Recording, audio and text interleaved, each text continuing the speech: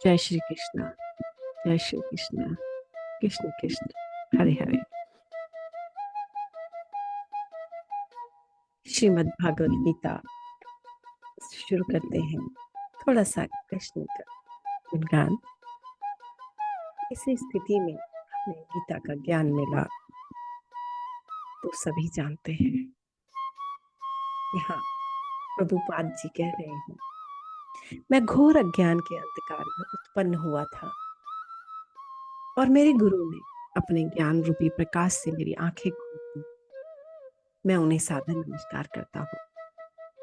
श्री रूप गोस्वामी प्रभुपाद जब मुझे चरण कलमों में शरण प्रदान करेंगे, जिन्होंने इस जगत में भगवान चैतन्य की इच्छा की पूर्ति के लिए प्रचार योजना मिशन की स्थापना की थी। हे कृष्ण करुणा सिंधु दीन बंधु जगतपते गोपेश गोपिका कांत राधा कांत नमोस्तुते ते। तप्त कांचे नगरो रांगी राधे वृंदावने वनेश्वरी वृषभानु सुते देवी प्रणाम मामे हरिप्रिय।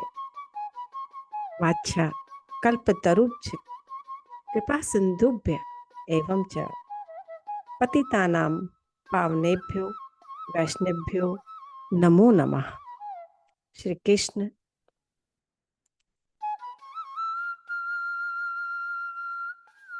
चैतन्य प्रभु नित्यानंद श्री अद्वैत गदाधर श्री वासावादी गौर भक्त वृंदा, मैं सभी को प्रणाम करता हूँ। हरे कृष्ण कृष्ण कृष्ण हरे हरे, हरे राम राम राम।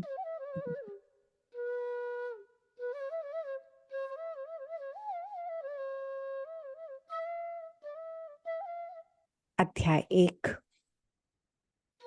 कुरुक्षेत्र के युद्ध स्थल में सैन्य निरीक्षण करते हुए संजय जी कैसे बता रहे हैं।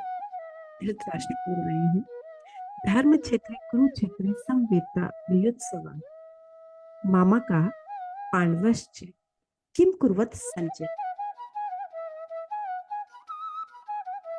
धृतराष्ट्र ने कहा, कि संजय धर्म भूमि कुरुक्षेत्र में युद्ध की इच्छा से एकत्र हुए मेरे तथा पांडु के पुत्रों ने क्या किया।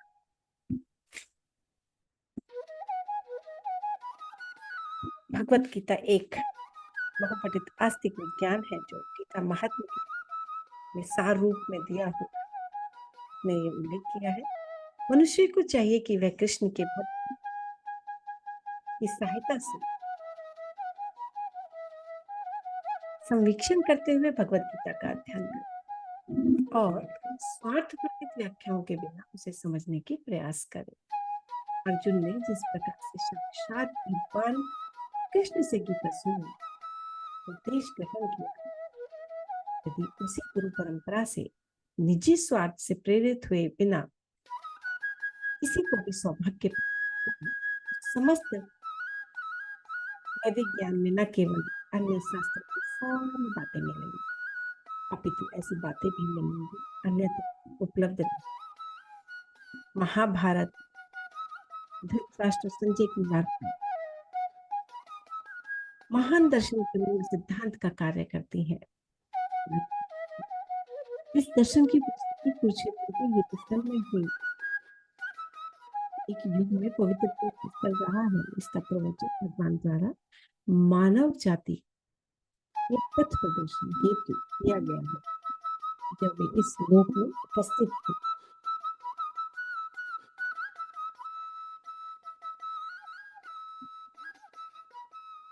क्योंकि कुरुक्षेत्र के युद्ध स्थल में अर्जुन के पक्ष में श्री भगवान स्वयं उपस्थित थे।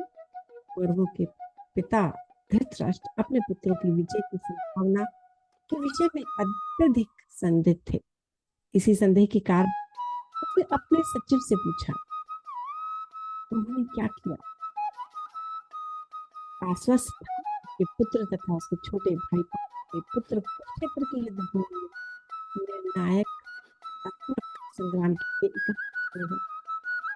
फिर भी उसकी युद्ध भूमि में अपने पुत्रों की नियति यानी कि भाग्य भावी के विषय में आश्वस्त होना चाह रहे थे, क्योंकि इस युद्ध को कुरुक्षेत्र में लड़ा जाना था, जिसका उल्लेख वेदों में स्वर्ग में निवासियों की तीर्थ स्थल के रूप में हुआ। धृतराष्ट्र अत्यंत भयभीत था। इस पवित्र स्थल का युद्ध का परिणाम पर न जाने कैसा प्रभाव पड़े, इसकी भली भांति था।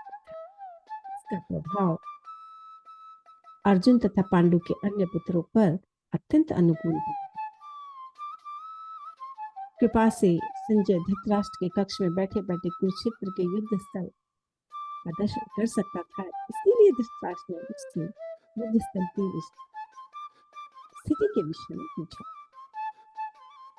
पांडव तथा धृतराष्ट्र के पुत्र दोनों ही एक वंश से संबंधित थे, किंतु यहाँ पर धृतराष्ट्र के वाक्य से उनके मनोभाव प्रकट हो रहे थे।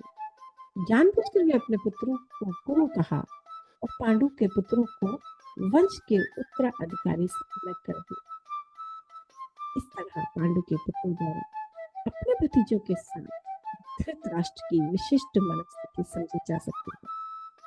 जिस प्रकार धान के खेत से अवांछित पौधों को उखाड़ दिया जाता है, इसी प्रकार इस कथा के आरंभ से ही ऐसी आशा करते हैं कि जहाँ धर्म के पिता श्री कृष्ण उपस्थित हो, वहां कुरुक्षेत्र रूपी खेत में दुर्योधन आदि धृतराष्ट्र के पुत्र अवांछित पौधों का समूल नष्ट करके युधिष्ठिर अपने नितांत धर्म पुरुषों की स्थापना की जाएगी। यहाँ धर्म क्षेत्र तथा कुरुक्षेत्र शब्दों की उनकी ऐतिहासिक तथा वैदिक महत्ता के अतिरिक्त यही सार्थकता है।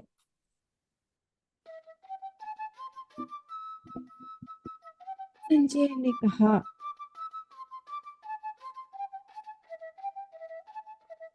दृष्टा तु पांडवा अनेकम व्यूहम दुर्योधनस्तदा आचार्यमुं संगम राजा वचन ब्रवीत। हे राजन, पांडु पुत्रों द्वारा सेना की व्यूह रचना देखकर राजा दुर्योधन अपने गुरु के पास गया और उसने ये शब्द कहे, धृतराष्ट्र जन से आध्यात्मिक दृष्टि से भी वंचित था। वह यह भी जानता था कि उसी के समान उसके पुत्र भी धर्म के मामले में अंधे हैं। उसे विश्वास था कि वे पांडवों के साथ कभी भी समझौता नहीं कर पाएंगे, क्योंकि पांचों पांडवों जन्म से पवित्र थे। फिर भी उसे तीर्थ स्थान के प्रभाव के विषय में संदेह था। इसीलिए संजय युद्ध भूमि की स्थिति के विषय में उसके प्रश्न के मंतव्य को समझ गया। निराश राजा को उत्साहित करना चाह रहा था, उसे विश्वास दिलाया कि उसके पुत्र पवित्र स्थान के प्रभाव में आकर किसी प्रकार का समझौता करने नहीं जा रहे हैं। उसने राजा को बताया कि उसका पुत्र दुर्योधन पांडवों की सेना को देखकर तुरंत अपने सेनापति द्रोणाचार्य को वास्तविक स्थिति से अवगत कराने गया है। यद्यपि दुर्योधन के राजा संबोधित किया गया है, तो भी स्थिति की गंभीरता के कारण उसे सेनापति के पास जाना पड़ा।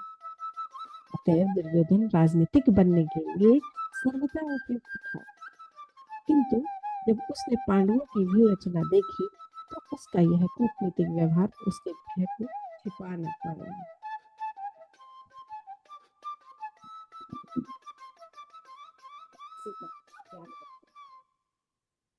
ये जो गीता है वो गहराई के साथ